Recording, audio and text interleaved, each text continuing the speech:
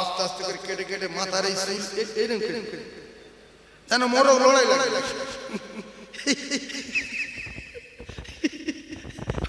লড়াই করতে যাবে। আগে আমরা কি করতাম বলেন বলেন, মাথার চুল বড় হয়ে গেল, বড় হয়ে গেল, কারোর কাছে গাই করছি তোর আবার কাছে আসে না বলে ডাকলে ডাকলে কেটে দিক না তুই যেরাম করে দিত খাবলা হোক আর গাবলা খুঁজেই খুশি যা। এখন নিজের ছেলের বলছি আমি তোর কেটে দিই, না হবে না, আমি সেলুন নিয়ে যাই, না কোথায় যাবো, হাতিশালা যাবো, কারণ মারণ ভাগনো ফজল খরচা করলে আল্লাহ খুশি না বেজা? জোরে বলেন। বাপ কিন্তু সন্তানের আটকাতে পারছেন, এ ছেলে বাপের মানে না তো। যদি বাপের মানতো ওই বাপ শুধু বলবে আমি তোর বাড়ি কেটে দেব, এখানে বসে হাতিশালায় ঘটে পুকুরে নিয়ে যাওয়া, ও বলবে আমি তোমার মতো বাপের মানি মানি। মা বলবে যাই দেখো যা বলছে তাই করো, জমি বিক্রি করে চুলটা কাটো কাটো কাটো,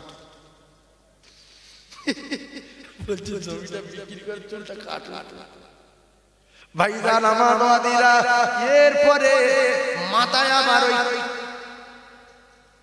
সেই গাছে বসে থাকে মুগলি লাই কি গিরগিটে, মাথায় গিরগিটের মতো ছবি করে মাথা চুল কাট কাট, যেন গিরগিট বসে রয়েছে মাথায়, কথা ঠিক না ভুল।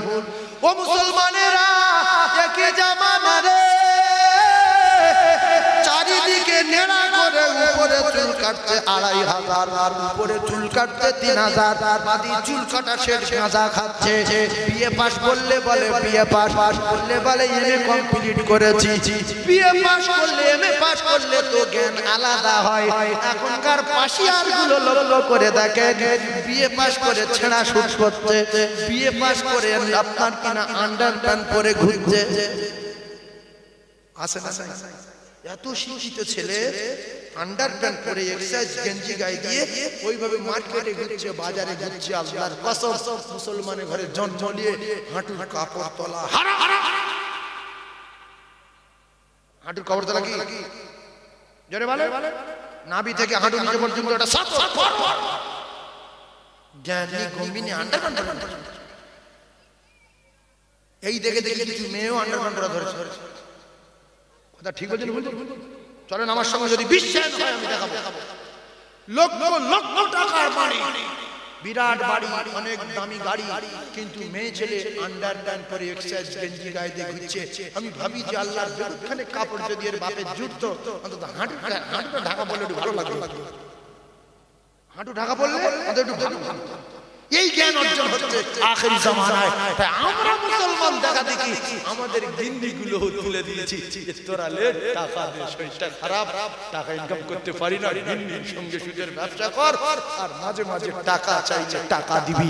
একটা কথা মাথায় রাখে, কলিজার টুকরা ফেরা আর স্ত্রী একটা লম্ফ জ্বালিয়ে নিয়ে রাস্তা দিয়ে যেতে যেতে ঘাটে ধানের গাদা ছিল, আপনার 3 লাখ টাকা ধান ছিল, ধানের গাদা জ্বালিয়ে দিল রে মুসলমান। এলাকার লোক পানি দিয়ে নিভাতে পারলো না। গাদা জ্বালে জ্বলে যাওয়ার পরে স্ত্রী কাঁদতে, কি হলো কি হলো, সর্বনাশ। স্বামী কাঁদা কাটা করার পরে স্ত্রীকে বোঝাতে, শোনা কেঁদো না, ক্ষতি ছিল কপালে, ক্ষতি হয়ে গেছে, কি হবে আল্লাহ যতটুকু নসিবে রেখেছিল ততটুকু হয়ে গেছে, কেঁদো না। আল্লাহ যদি চায় আবার ফিরিয়ে দেবে মাল দৌলত, আবার আগামী বছরে চাষ করব, কেঁদো না। মেনে নিলাম। 1 সপ্তাহ পরে আমার বিছানাতে একজন শুয়ে আছে, আর আমি বাইরে থেকে এসে দেখছি আমার স্ত্রী অন্য একটা পুরুষের গালে একটা পান সেজে নিয়ে দিচ্ছে। পানটার দাম 5 টাকা, ধানের গাদার দাম 3 লাখ টাকা। ধানের গাদায় আপনার রাগ হলো না, আপনি মানিয়ে নিলেন, কিন্তু 3 টাকার পান যখন আপনার স্ত্রী অন্য লোকের গালে দিচ্ছে, তখন আপনার রাগ বাড়বে না কমবে? বলে কথা না বলার কারণ কি? যে সামান্য পান আমার গিন্নি সপ্তাহ সপ্তাহ 4.5 কথা বলে, কিচ্ছু হয় না। যাদের জ্বালা ধরবে তারা কথা বলছে। আপনার স্ত্রী যদি আপনার বিছানায় অন্য পুরুষকে শুইয়ে গালে একটা পান দেয়, এতে আপনি খুশি না বেজার?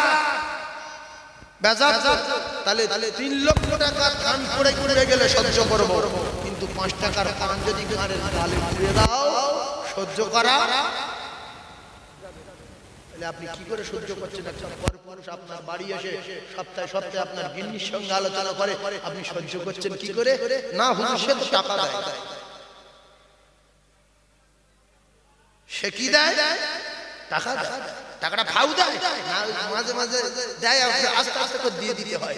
ফাউ দিলে তাও তাই সহ্য করা যেত, জাহান্নামের আগুন জ্বলে জ্বলবে, ফাউ ফাউতে ওখানে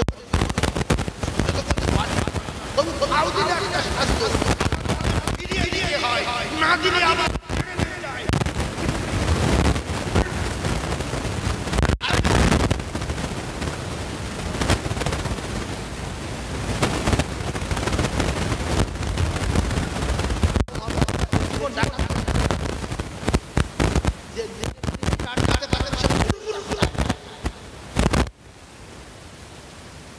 কলিজার টুকরা ভাইরা বোঝার চেষ্টা করুন, আমাদের ঈমান আমাল ঠিক মজবুত হচ্ছে না। তার কারণটা কি? তার কারণটা আমি তুলে ধরতে চাই। কলিজার টুকরা ভাইরা, ও বন্ধন করা মা জননীরা, একটু কথা মাথায় রাখতে হবে। বন্ধনের টাকায় আপনি বন্ধনের টাকায় সিমেন্ট বাড়ি কিনে ঘর প্লাস্টার করেছেন, মৃত্যু পর্যন্ত টাকার নামাজ কবুল হবে না। এরপরে আপনার ছেলেগুলো মেয়েগুলো যে আপনি ওই বন্ধনের টাকায় চাল কিনে, বন্ধনের টাকায় গোশ কিনে আপনি খানাগুলো খেয়েছেন, তার থেকে যে রক্তটা হয়েছে থেকে আপনার বাচ্চার খাদ্য হয়েছে, ওই বাচ্চার জীবনটা আপনি নষ্ট করে দিয়েছেন। তাই না, আপনি আপনার স্বামীকে জাহান্নামের টিকিট দিয়েছেন। রাসূলুল্লাহ জানান আত্তায়ুসুলা ইয়াদখুলুল জান্নাহ। এরপরে আপনি আপনার স্ত্রী, আপনার শ্বশুরকে আপনি জাহান্নামী নারী হয়ে আপনার শ্বশুরকে খাইয়েছেন ওই শ্বশুরের হাতে, আপনার শ্বশুর জাহান্নামের টিকিট পেয়ে গেল। আর আপনার শাশুড়িটা কোরআন তেলাওয়াত করনে ওয়ালি, আপনার শাশুড়ি নামাজি শাশুড়ি ছিল, আপনার শাশুড়িটাকেও জাহান্নামের টিকিট দিয়ে দিলেন। যদি বলেন আপনার স্ত্রীকে আপনি ছাড়তে পারবেন না, ছাড়াতে পারবেন না, বন্ধন থেকে সরাতে পারবেন না, তাহলে আপনার মা বাপকে বাঁচানোর জন্য, আর আপনি যদি বলেন আমি জাহান্নামের আগুন থেকে বাঁচবো, অন্তত আপনি আর আপনার মা আর আপনার বাপ এই তিনজনা স্ত্রীকে রেখে ভিক্ষা করে খান, স্ত্রীর হাতে খাবেন না। কেন? সুদখোর নারী জাহান্নামী, ওই নারী জাহান্নামের টিকিট ভবিষ্যৎ দেবে। ইমাম সাহেবের মাসে তারও হালকা দেবে। এই একটা গজল শুনছেন না? বেনামাজির হাতের পানি হইবে হারাম, বেনামাজির সাজা হবে হাসরের ময়দান। শুনেন, বেনামাজির হাতের পানি যদি এত ডেঞ্জারে যায়, সুদখোর বেনামাজি জাহান্নামের হাতের পানি কি হবে? সেই জন্য সওয়াজে বলে দেন যে কাল সকাল থেকে বন্ধন বন্ধ, বই দাও পড়াবো। তুমি পুরো বংশ ধ্বংস করছো। স্ত্রী হয়ে আমার জাহান্নামের টিকিট দিলে, সন্তানগুলো শেষ হয়ে গেল, বুড়ো মাটাও টিকিট পেয়ে গেল, বাপটাও টিকিট দিলে, আর টিকিট দেওয়া যাবে না। এবারে আমরা তওবা করব আল্লাহর কাছে, যেহেতু বেঁচে আছি আল্লাহ, যা খেয়েছি যা করেছি কথা দিচ্ছি আর করব না। কথা কথা আল্লাহ আপনি কবুল করে নেন। আল্লাহ বলছে আমি কুদরতি করে তুলবো, শোনার পরে যদি না মানে এর ব্যবস্থা আমি করব। এখনো বাঁচিয়ে রেখেছে আল্লাহ, তওবা করে নেন। সকালবেলা গিন্নি বলেন যে আমি আমার মা নিয়ে আর বাপের নিয়ে চলে যাচ্ছি কলকাতা, ভিক্ষা করব, তুই যতদিন না মরবি ভিডিও এই বলার দরকার আছে না? আর যদি বলেন আমার স্ত্রী আমার কথা শুনবে, কাল সকাল থেকে ছেড়ে দেবে, তাহলে সবাই এক হয়ে গিয়ে অনেকদিন বাঁচবেন। আর যদি বলেন অকাল মৃত্যু চাই, এইভাবে চালিয়ে যান, অকাল মৃত্যু হবে, কেউ ঠকাতে পারবে না। শর্ত বাঁচার জন্য ইন কুনতুম মুমিনিন, আল্লাহ কোরআন তোমাদেরকে মুমিন হতে হবে। ওমা খালাকাতুল জিন্না ওয়াল ইনসা ইল্লা লিয়াবুদুন, আমি শুধুমাত্র ইবাদত করার জন্য পাঠিয়েছি। জোরে বলুন সুবহানাল্লাহ। জোরে চিল্লে বলেন, আরো জোরে বলেন না।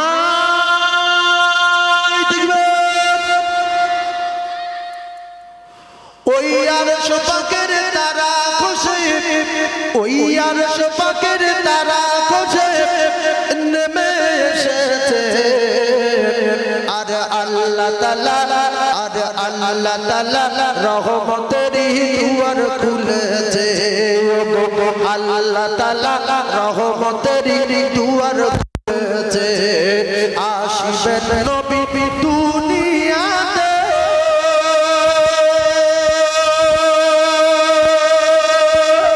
ওগো তাওরাতে লেখা আছে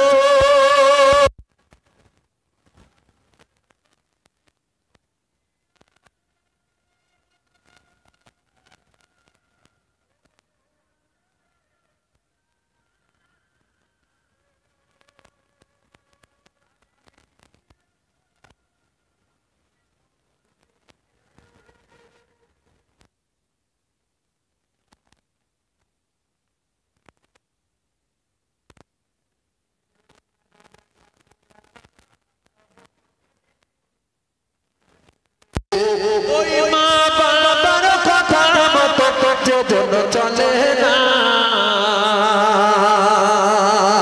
ওই মা বাবার কথা মতো যেজন চলে না আরে আল্লাহ নবীজির দয়া তারা পাবে না মা বাবা পাওনি আপন আরে মা বাবারে করো যতন মা বাবা আপন আর মা বাবারে করো যতন আর মার কলিজায় দিলে আল্লাহ সহে না আল্লাহ নবীজির দয়া তারা পাবে না ওই আরশ পাকের তারা খোঁজে এসেছে আর আল্লাহ তাআলা রহমতের দুয়ার খুলেছে আল্লাহ তাআলা রহমতের দুয়ার খুলেছে বলো লা